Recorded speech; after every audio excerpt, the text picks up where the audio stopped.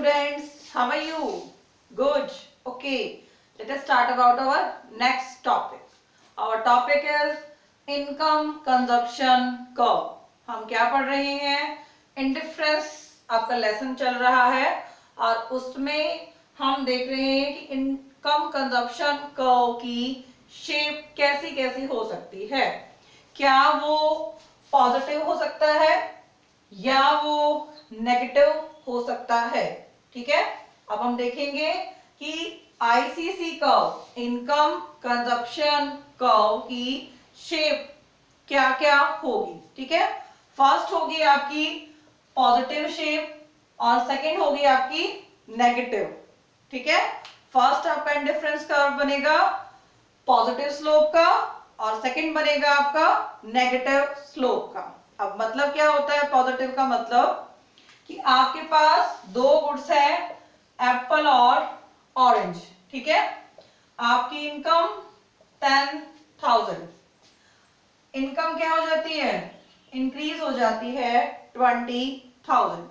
तो आप क्या करोगे, पहले से ज्यादा एप्पल लोगे और पहले से ज्यादा ऑरेंज लोगे। ठीक है, अब यहां देखते हैं, सबसे पहले यहाँ ऑरेंज है और यहाँ पर आपके एप्पल है। ये आपकी प्राइस लाइन, इसका मतलब आप इतने एप्पल ले रहे थे और इतने ऑरेंज ले रहे थे। पहले हम आईसीसी कर्व 1 को क्लियर करते हैं।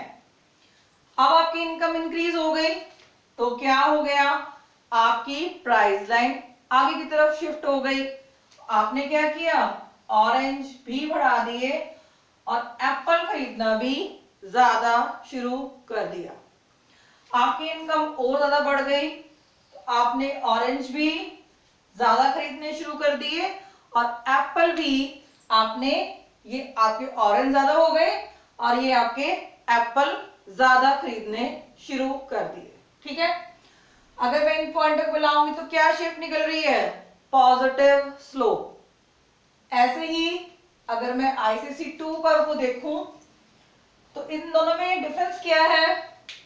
देखो, अगर इनकम बढ़ती है, यहां आप क्या करते हो, इस पॉइंट पर ऑरेंज बढ़ाते हो और यहां पर आप एप्पल इंक्रीज करते हो, लेकिन दोनों चीजें इंक्रीज होती हैं।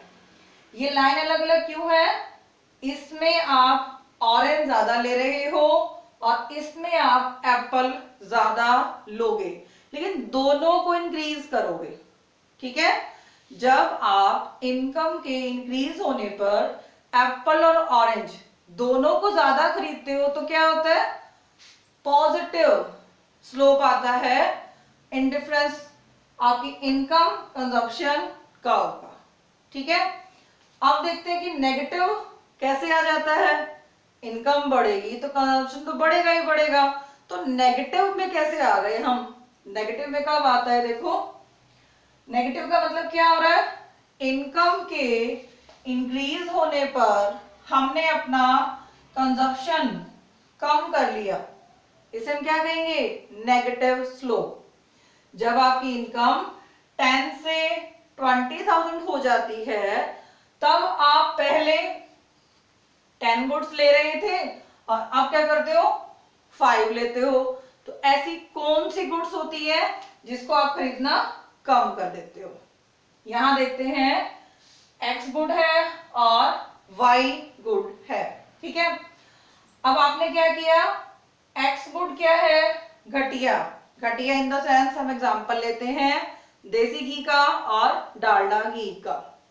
जब आपके पास पैसे कम थे तो आप घटिया घी यूज कर रहे थे अपने घर में, लेकिन जब आपकी इनकम बढ़ जाती है तो आप क्या करते हो, इसका यूज करना कम कर देते हो। ठीक है, देखो पहले आप क्या कर रहे थे, जब आपकी इनकम इतनी थी तो आप 4 लीटर डालडा घी ले रहे थे और 2 लीटर देसी घी ले रहे थे। लेकिन जब आपकी इनकम बढ़ती है तो आप क्या करते हो, इसको बढ़ा देते हो। ठीक है, आपने क्या किया, इसको इंक्रीज कर दिया और इसको इंक्रीज नहीं किया। क्यों नहीं किया, क्योंकि ये क्या है, घटिया वस्तु। अब इनकम और बढ़ गई तो आपने क्या किया, सिर्फ वाई गुड्स जो बढ़िया है उसको बढ़ाते जा रहे हो और एक्स गुड जो घटिया है वो आप कम करते जा रहे हो। ठीक है, इन तीनों पॉइंटों को अगर मैं मिलाती हूं तो क्या निकलेगा इसकी शेप, नेगेटिव। पॉजिटिव शेप ये होती है जब हमारा कर्व ऐसे घूम जाता है तो इसका मतलब क्या होगा, हम नेगेटिव शेप में आ गए हैं। कर्व यहां से स्टार्ट हुआ, ऊपर की तरफ गया और पीछे की तरफ मूव कर रहा है, तो इसका मतलब हमारे कर्व की शेप क्या है, नेगेटिव। ठीक है, तो इनकम कंजप्शन कर्व एक तो पॉजिटिव स्लोप का हो सकता है और सेकेंड आपका नेगेटिव स्लोप का हो सकता है। ठीक है, आई होप आपको टॉपिक क्लियर हो गया होगा। Okay, thank you students.